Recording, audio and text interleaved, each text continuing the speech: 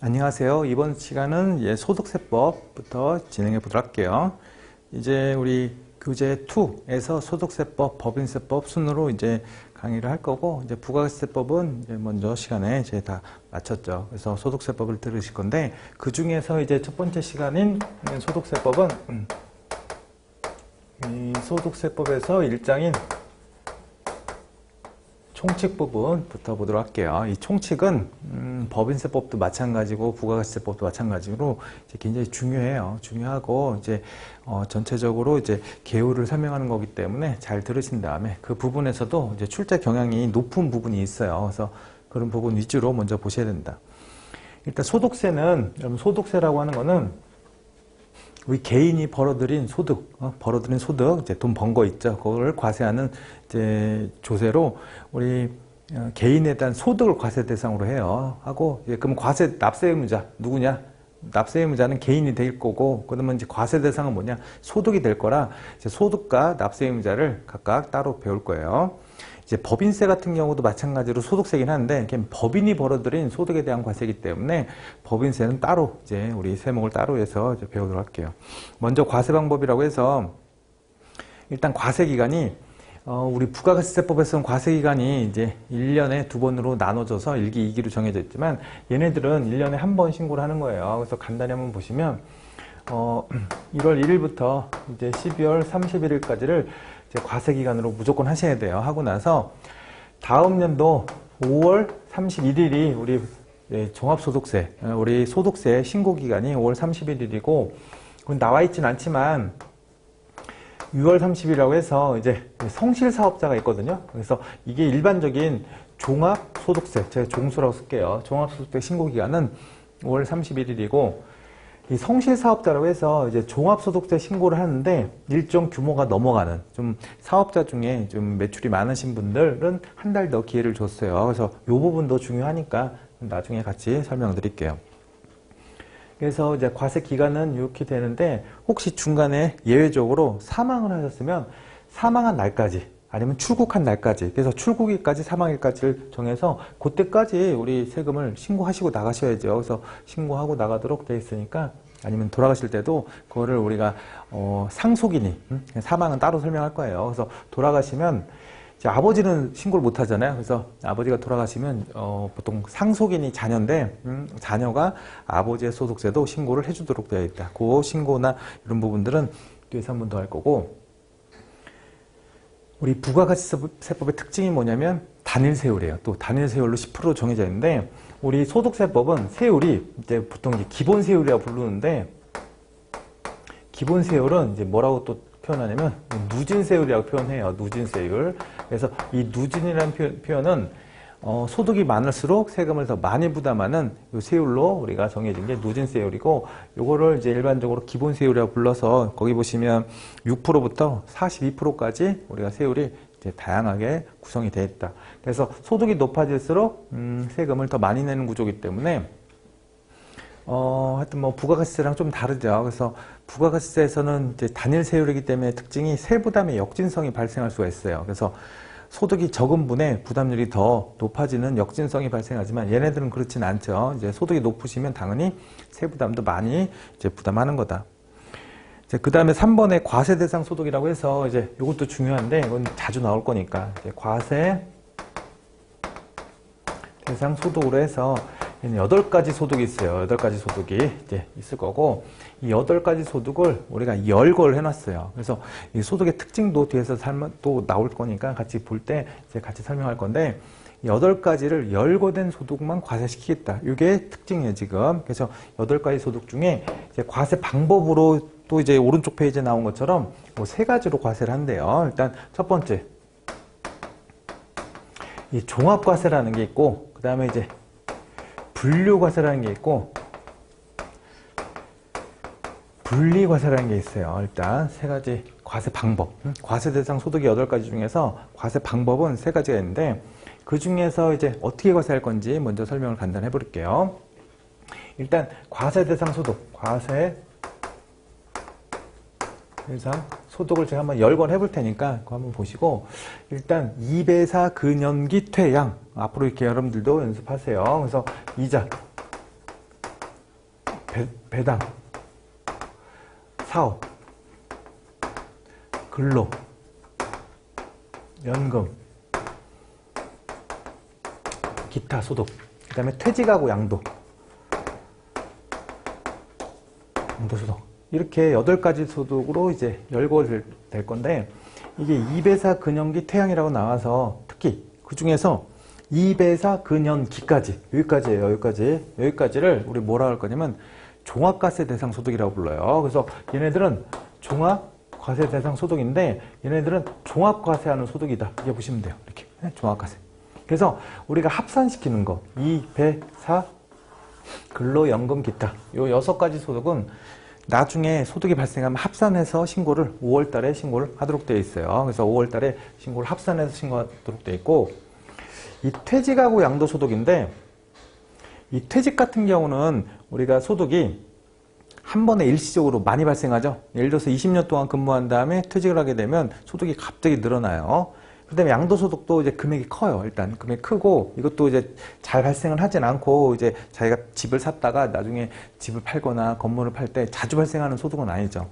얘네처럼 일시적으로 많은 금액이 나왔을 때 이 소득을 이거랑 합쳐버리면 세금이 어떻게 되겠어요? 누진이기 때문에 더 많이 나오죠. 그래서 그거를 방지하기 위해서 일시적인 소득은 따로 과세하겠다. 그래서 이걸 뭐라고 할 거냐면 분류과세라고 불러요. 분류과세 대상 소득이라고 불러요, 얘네들은. 그래서 분류과세는 여기서 종합과세라는 거는 이 6가지 소득, 8가지 소득 중에 6가지 소득을 합산시키겠다는 소득의 종류를 이제 과세하는 방식이고, 이 분류과세는 이것처럼 이제 일시적으로 한 번에 많은 소득이 발생하는 이런 이제 퇴직이랑 양도소득을 따로 과세하겠다는 소리예요. 얘네들은 그래서 각각 과세. 그래서 퇴직소득세, 양도소득세라고 따로 종합소득세라는 표현을 쓰지는 않아요. 그래서 하여튼 그때 따로 이제 신고를 하도록 돼 있고, 얘네들도 특징적으로 5월 31일 날 신고를 하는 게 원칙이에요. 근데 원칙이 이제 지켜질 때 있고 안 지켜질 때 있으니까 그런 것도 한번 확인해 보시고, 그래서 이 8가지 소득을 과세한다, 일단 이렇게 보시면 돼요. 그래서 그 밑에랑 오른쪽 얘기까지 했고, 이제 여기서 또 하나 특징이 뭐냐면 이 분리과세인데, 분리과세라는 건 이런 게 있어요. 예를 들어서 여러분들이 복권 당첨이 됐어요. 복권 당첨이 됐으면 예를 들어서 요즘 한 20억짜리 로또를 당첨됐다. 그러면 20억에 대해서 이제 세금을 여기다 합쳐버리면 세금이 당연히 최고 세율이 누진으로 들어가겠죠. 이제 그런 것도 있고, 어떤 특정한 소득들이 있어요. 특정한 소득들인데 그 소득들은 이제 지금 이제 원천징수라는 걸 배울 텐데, 원천징수를 하면서 이제 과세를 종결하는 소득들이 있어요. 그래서 그 소득들은 어디에 있냐? 다 포진해 있어요. 다 포진해 있고, 이자 배당, 그다음에 근로연금, 기타, 퇴직, 보통 여기에 있긴 한데, 양도랑 사업에서는 이제 보통 원천징수 대상 소득은 이제 그 분리과세 대상 소득은 없는데, 하여튼 그렇게 분리과세 대상 소득에 대해서 따로 이제 원천징수 설명하고 같이 설명하도록 할게요. 네. 그 다음에 이제 원천징수 먼저 설명을 할게요. 그래서 원천징수라는 제도가 소득세법에서는 굉장히 중요한데, 이제 원천징수가 뭔지, 원천징수 제도라는 걸 이제 한번 거기 다음에 나온 이제 313페이지 나온 그거 설명드릴 거고, 일단 원천징수라는 건 이거예요. A라는 누가 있냐면 사업자가 있어요. 보통 사업자이면서 이제 법인 이렇게 볼 수 있는데, 법인이 B라는 이제 보통 개인인데, 개인한테 이제 소득을 지급하게 되면 이제 개인이 아닌 경우도 이제 원천징수를 하는 경우도 있어요. B가 법인인데, 법인 중에서 이제 원천징수하는 소득이 있긴 한데, 이제 그건 나중에 배우시고, 보통 개인 할 때 소득을 지급한대요. 여러분들이 이제 회사에서 근무를 하면 여러분들한테 이제 근로소득이라는 걸 이제 보통 지급할 건데, 그 소득이 지급되면, 예를 들어서 1,000원이라고 할게요. 1,000원이 지급되면 B한테 다 주지 말래. 다 주지 말고 나중에 어차피 세금으로 낼 게 있으니까 그 중에서 일정률만큼, 예를 들어서 그걸 이제 보통 이자 배당 같은 경우는 14%인데 140이라고 제가 가정할게요. 140을 떼어서 얘한테는 860만 지급하고 너가 140을 갖고 있다가 이 돈을 세무서에 직접 네가 내라는 게 이게 원천징수예요. 언제까지 낼 거냐면 다음 달 10일까지 신고를 하셔야 돼요. 신고하고 납부를 하도록 되는 게 이게 원천징수다. 이렇게 되면 좋은 게 두 가지인데, 국가 입장에서는 이제 세수를 이제 돈을 원래 1년에 한 번만 하면 5월 달에 돈이 다 들어오겠죠. 그 돈이 들어오는 거를 어떻게 할 수 있어요? 매달 이렇게 돈을 받을 수가 있다는 거죠. 그 세수가 이렇게 확보가 미리 될 수 있다는 점도 있고, 또 하나 이제 나중에 우리 개인이 돈을 받았을 때 이걸 원천징수를 안 하게 되면 어떤 일이 발생하냐면 개인들이 소득을 누락할 가능성이 높아요. 자기 소득이 어디서 뭐가 들어오는지 다 일일이 확인하면서 기록해 놓지 않을 수 있기 때문에 이걸 신고를 안 해주면, 신고를 해주면 국가에 이제 이런 소득이 당신이 있습니다라는 걸 이미 다 데이터를 확보할 수 있기 때문에 나중에 얘가 신고할 때 그걸 참고하고 그걸 대상으로 해서 신고를 할 수 있어서 아주 편리하기도 하고 누락이 방지될 수도 있다. 이런 식으로 이제 원천징수 제도가 활용이 되고 있어요. 그래서 모든 소득에 대해서 지금 이 소득은 어떤 소득이냐? 여기 나온 아까 얘기했던 사업하고 특정 사업소득은 원천징수 하긴 해요. 그 대신 일반 사업소득하고 양도소득을 제외하고는 나머지 소득은 다 원천징수를 하셔야 돼. 그래서 해서 지급을 한다. 예를 들어서 이자 배당을 은행에서 지급할 때 개인한테 원천징수를 하고 줄 거고, 그 다음에 근로, 연금, 기타처럼 이런 소득에 대해서도 이제 회사에서 아니면 공적 기관이나 연금기관에서 기타 소득은 지급하는 사람이, 그 다음에 퇴직 같은 경우도 퇴직하는 회사에서 이제 금액을 지급할 때 원천징수를 하고 지급하셔야 돼. 이렇게 하는 게 원천징수 제도고, 이 원천징수 제도는 두 가지의 또 그 원천징수가 있어요. 하나는 완납적 원천징수라는 게 있고, 완납적 원천징수가 있고, 하나는 예납적 원천징수가 있어요. 예납적. 이 소리는 뭐냐면 완납적 원천징수다. 이 원천징수를 했어요. 그 사업장이 이제 세무서에 냈어요. 그러고 나서 비가 받은 860을 나중에 종합소득 합산할 필요가 없는 이제 이런 원천징수가 있는데, 그런 소득을 완납적 원천징수다. 그래서 이거는 원천징수로 과세를 종결하는 원천징수를 완납적 원천징수라고 불러요. 그래서 이거를 우리가 아까 얘기했던 뭐라고 부를 거냐면 분리과세 대상 소득이라고 부르죠. 그래서 이거를. 그래서 여기서 분류과세 있죠, 분류과세. 이 분류과세는 아까 따로 과세한다고 하는 것처럼 좀 비슷해 보이지만, 이 분리과세라는 게 있죠. 이 분리과세가 원천징수로 과세를 종결하는 완납적 원천징수 대상 소득이다. 그 소득은 이 소득 안에 있었는데, 근데 걔네들은 몇 개밖에 없어요. 몇 개밖에 없고, 열거된 몇 가지만 그렇게 하고 나머지는 다 종합합산 시켜야 돼.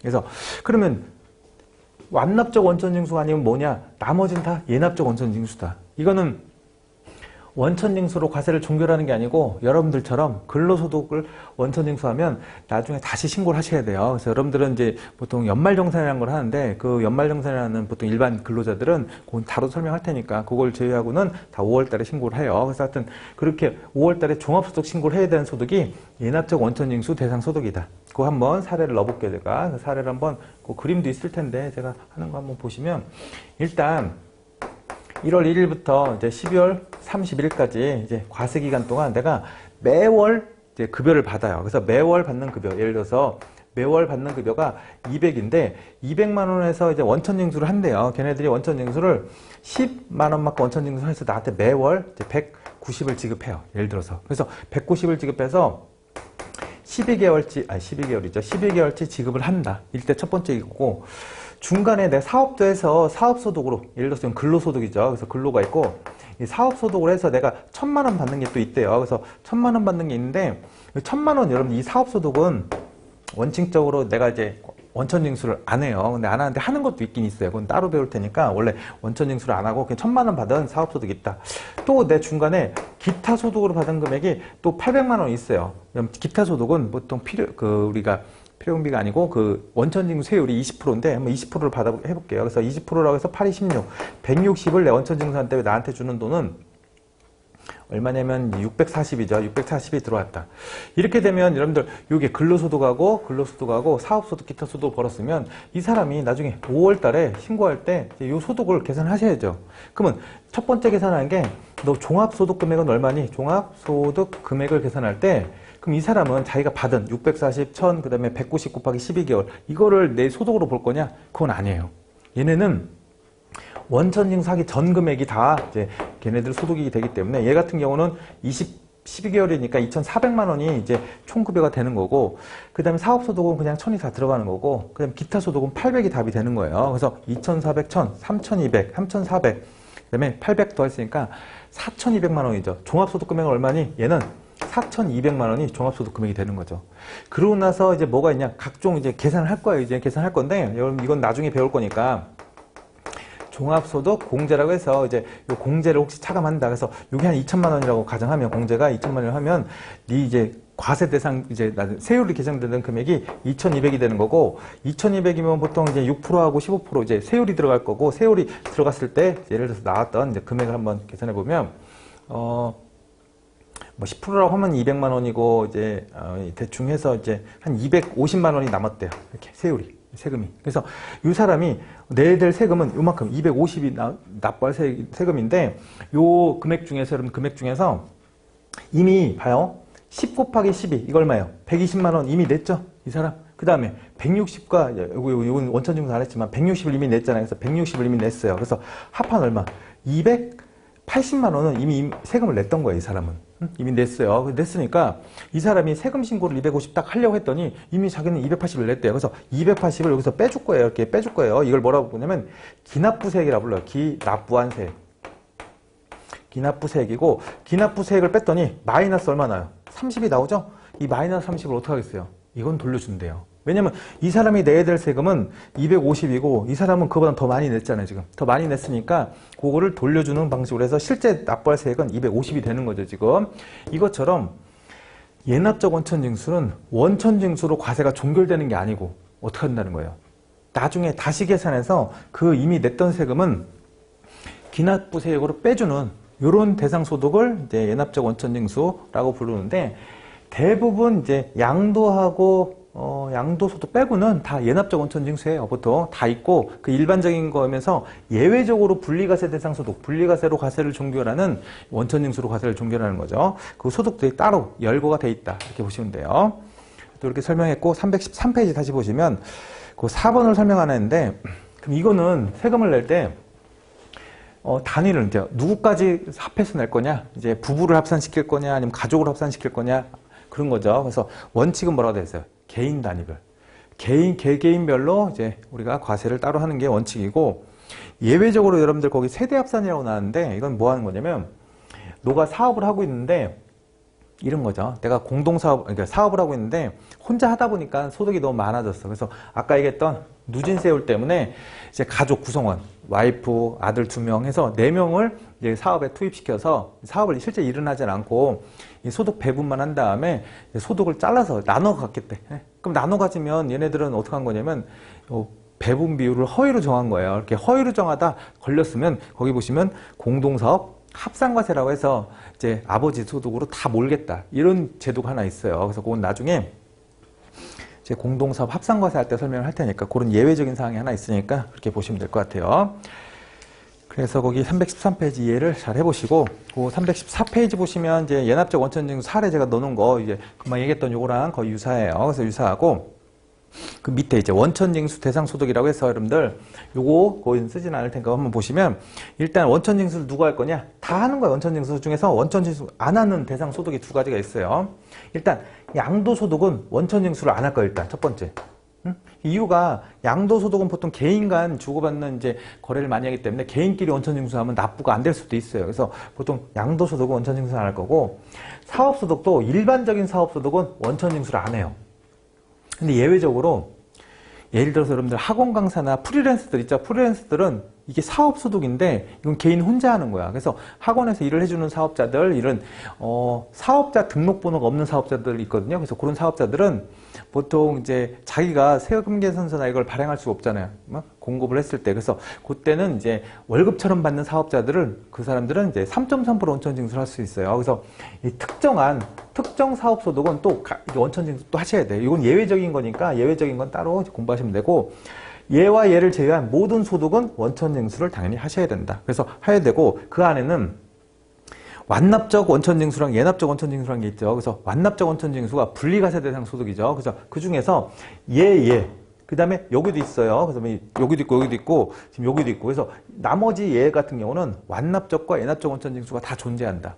그 중에서 여러분들 완납적 원천징수라는 이제 분리과세 대상 소득 있죠. 완납적 원천징수 대상, 분리과세 대상 소득은 암기를 좀 하셔야 돼요. 자, 우리 소득세법은 이제 열거된 사항들은 다 암기를 하셔야 돼요. 근데 암기 처음에는 되게 많아 보이지만 이제 뭐 어차피 비슷해요. 그래서 비슷한데 일단 요것들도 다 암기하시고 분류는 하셔야 돼요. 분류를 해야 되니까 그렇게 보시면 되고, 그 밑에 참고에는 뭐라고 되어 있냐면 소득세법은 이자 배당에 대해서는 100% 원천 징수해요. 근데 법인 같은 경우, 예를 들어서 법인한테 소득을 지급하면 걔네들은 세금 계산서를 주고받으면 되기 때문에 원천 징수를 하고 줄 필요는 없어요. 근데 문제가 이자랑 배당에서, 배당 중에서 여러분들 투자 신탁이익이라고 있죠. 이건 펀드회사, 이렇게 법인이 펀드에 가입해서 이제 받는 투자 신탁이익 같은 경우, 이자 배당은 은행에서 지급하는, 법인한테 지급하는 이자하고 이 투자 신탁이익, 이 두 가지만 원천 징수를 한대요. 그래서 예외적으로 개인은 다 할 거고, 법인이 받는 거예요. 법인이 받는 소득 중에서 이자하고 투자 신탁이익, 일반 여러분들 배당은 아니에요. 일반 배당은 그냥 지급하면 되는 거고, 투자 신탁의 이익에 대한 부분하고 이자만 우리가 원천 징수하고 지급을 한다, 법인한테. 그 대신 이자 배당을 개인한테 지급하면 100% 다 하죠, 원천 징수를. 그런 개념이다. 이제 오른쪽 페이지. 연말정산인데, 여러분들 연말정산은 이제 연말정산은 이런 거예요. 내가 이제 요거 잠깐 보시면 이때까지 이제 근로만 있어요. 다른 소득은 없고, 예를 들어서 다른 소득이 없어요. 그래서 연말정산이라는 거는 근로소득이 있을 때, 예를 들어서 근로소득이 있을 때 요거를 5월에 다 신고한다. 우리나라에서 가장 개인 중에 많은 소득을 가지고 있는 소득이 근로소득인데, 그 근로소득자들을 전부 다 5월 달에 신고하게 하면 5월 달 소득세 신고할 때 마비가 될 수도 있다는 거죠. 그래서 특정월은 보통 2월인데, 보통 2월에 어떤 특정 대상 소득, 몇 가지 소득을 열거해 놨죠, 거기. 그래서 일단 첫 번째, 근로소득하고, 그 다음에 이제 사업소득자인데, 여러분들 거기 특정 사업소득자라고 해서 보험 모집인, 방문 판매원, 음료품 배달원 세 가지 사업소득자인데, 특정 사업소득 그 부분하고, 그 다음에 거기 연금 중에서 여러분들 공적연금이라는 게 이제 국민연금이죠. 그 중에서 공적연금인데, 국민연금, 공무원연금, 이제 군인연금 같은 이런 공적연금, 이 세 가지 소득에 대해서는 2월 달에, 아니면 이제 공적연금은 1월이긴 한데, 1월 달에 연말정산을 하래요, 연말정산. 연말정산이라는 거는 이제 어떻게 할 거냐? 미리 그냥 계산을 다 하셔서 2월 달이나 1월 달에 신고를 다 해버리래. 그러고 나서 이 사람들이 받는 사람이 이 소득밖에 없다. 이 소득밖에 없으면 여기서 과세 종결되는 거예요. 그러고 나서 다른 소득이 추가가 되면 그 사람들은 5월 달에 다시 한번 합산해서 신고를 다시 하셔야 돼요, 어차피. 그래서 이런 특정 소득을 갖고 있는 자들은 이런 계산을 2월 달에 미리 하도록 되어 있는 게 우리가 연말정산이라는 표현을 쓰니까 그렇게 하시고, 연말정산은 근로소득할 때 다시 자세히 설명을 해드릴게요. 그 다음에 신고납부제도. 그럼 우리 종합소득은 신고를 무조건 하시고, 납부한 자가 신고를 하셔야 된다. 그래서 신고납부제도고, 5월 30일 날 하는 거고, 이제 특정 사업자들은 이제 성실 사업자라고 이제 분류가 되는 사업자들은 6월 말에 신고 기한이 한 달 더 연장이 되니까 그건 나중에 사업자 하면서 보시면 돼요. 일단 중요한 특징을 설명했어요, 여러분들. 중요한 특징을 설명했으니까 이걸 가지고 먼저 기본을 잡으시고, 총칙에서 여러분들 중요한 파트가 요 2번에 납세 의무자하고 과세 대상이에요. 과세 대상은 이미 배웠으니까 이제 한 번 더 제가 다시 정리를 해드리겠지만, 이 납세 의무자가 시험에 가장 많이 나니까 그거 한번 살펴보도록 할게요. 납세 의무자는 이렇게 돼요. 납세 의무자.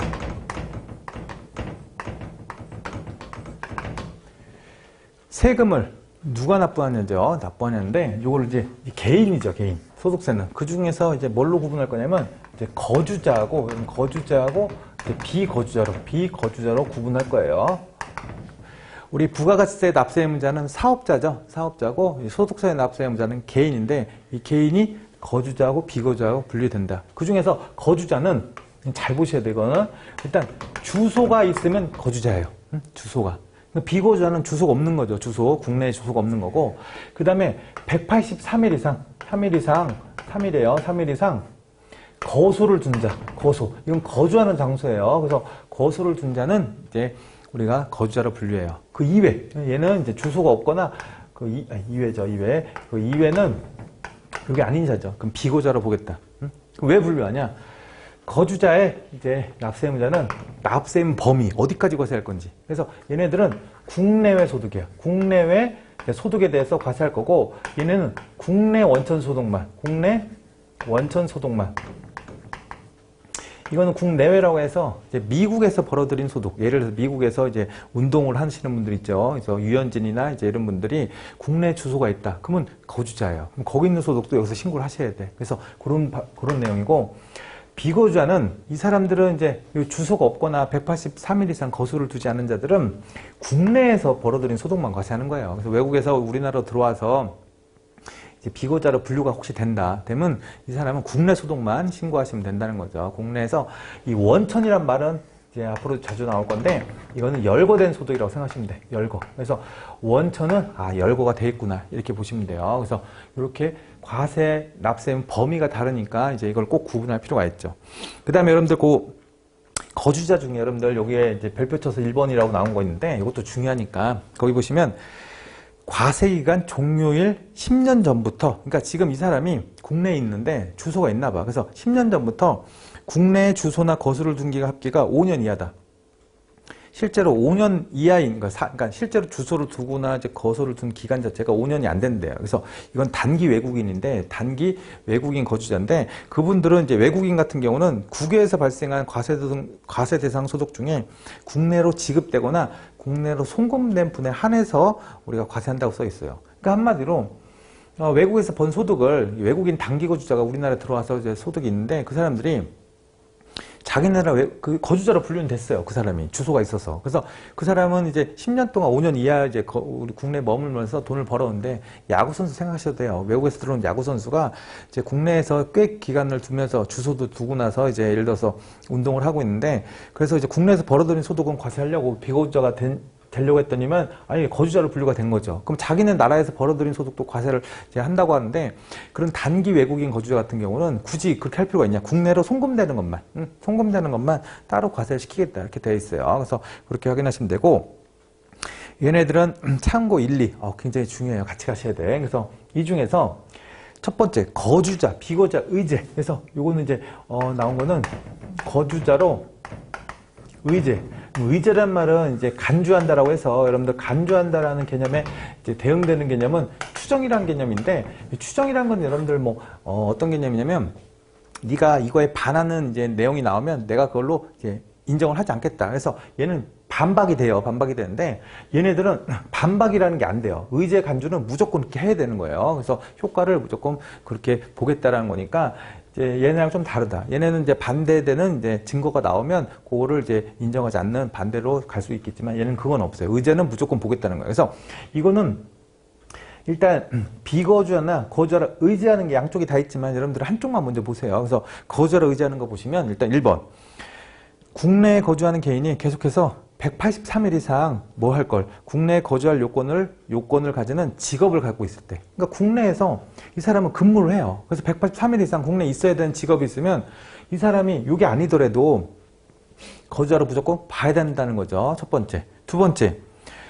생계를 같이 하는 가족이 국내에 있으면서 그 직업이나 재산 상태에 비추어서 거주할 것으로 인정되는 거. 그래서 가족이 보통 국내에 다 있고, 이 사람은 잠깐 외국에 나가서 이제 있다고 하더라도 어차피 국내에 끝나고 들어오거나 재산이 보통 국내에 다 있으면 거주자로 보겠다는 거죠. 3번 같은 경우는 외국을 항행하는 이제 선박 항공기에서 승무원들 있죠. 그 외국에 거의 다 나가 있대요. 300일을. 근데 그분들이 비행하는 끝나고 나서 생계하는 가족이 국내에 있으면서, 그리고 통상 그 근무 기간 외에 어디에 거주할 건지, 통상 300일을 다 근무를 외국에서 하더라도 그 60일 동안은 다 국내에서 머물고 있다. 그러면 거주자로 보고, 그게 국외에서 머무르신 분들은 이제 비거주자로 볼 수도 있다는 거죠. 그래서 거기 1, 2, 3번이 나눠 있으니까 잘 확인하시고, 4번에 이제 별표 쳐놓으시고, 4번이 더 중요해요.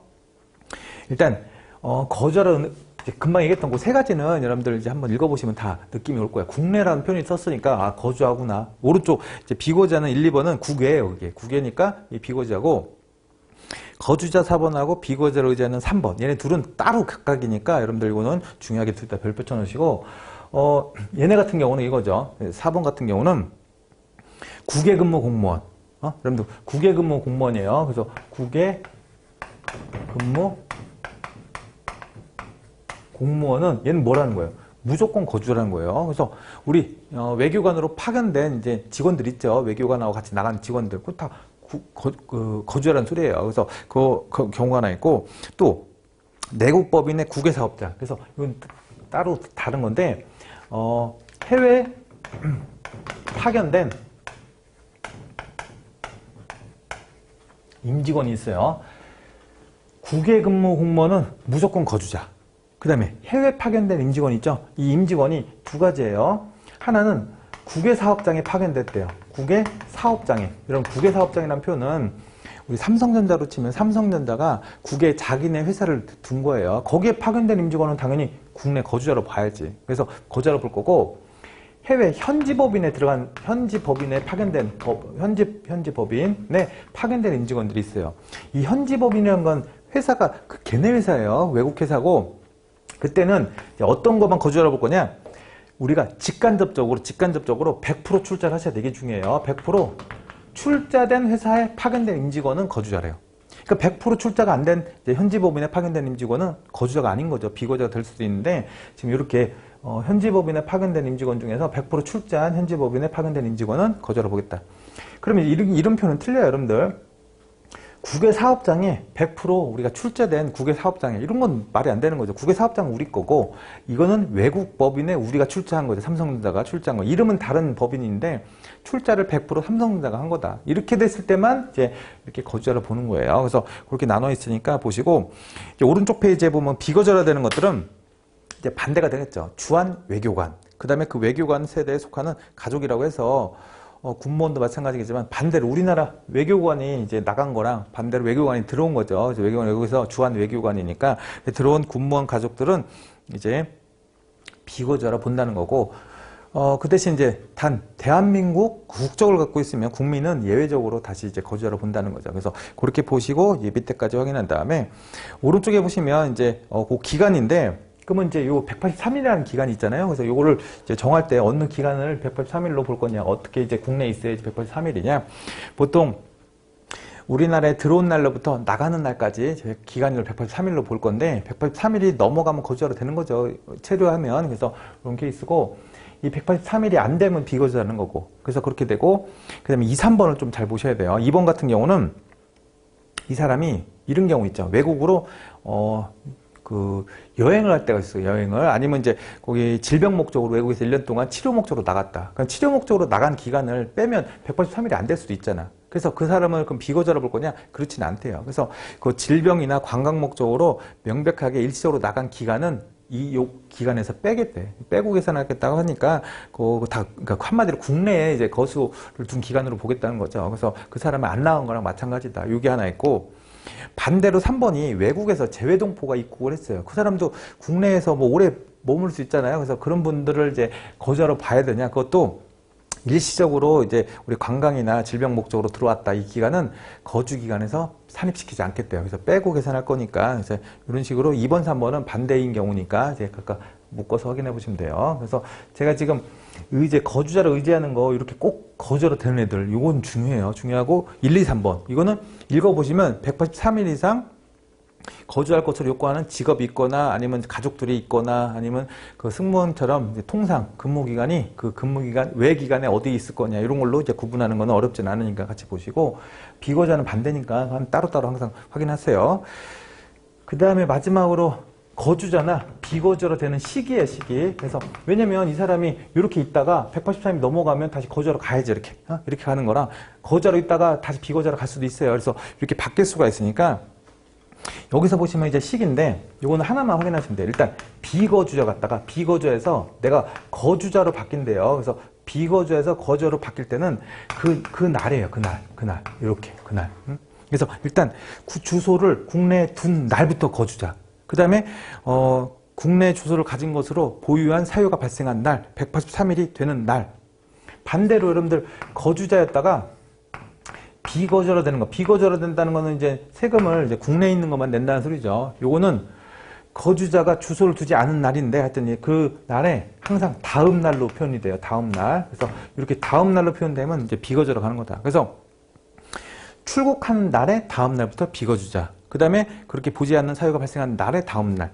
이 다음 날로 갔는데 여러분들 표현이 거주자로 간다. 이렇게 되면 틀린 거. 이거는 이렇게 표현되는 걸 찾는 게 훨씬 쉽다. 그래서 그 날로부터 거주자는 그날, 비거주자는 다음 날, 이렇게. 근데 거주자로 의지할 건데 그 날의 다음 날, 이러면 틀린 거죠. 그래서 이렇게 되는 거 확인하셔서 한번 읽어보시면 이제 확인할 수가 있을 거예요. 그래서 이렇게 납세무자, 중요해요. 지금 요거 시험에 자주 나오고 여러분들 요거는 일장에서 가장 중요한 파트니까 이렇게 보시면 될 것 같고, 나머지는 이제 간단히 설명할 텐데 여기까지 잠깐 쉬고 나서 다음 나머지 여러분들 설명을 같이 하여튼 남아있는 납세지랑 이제 설명할 게 또 길어서 여기까지 하고 잠시 쉬었다가 다시 이어서 보도록 하겠습니다.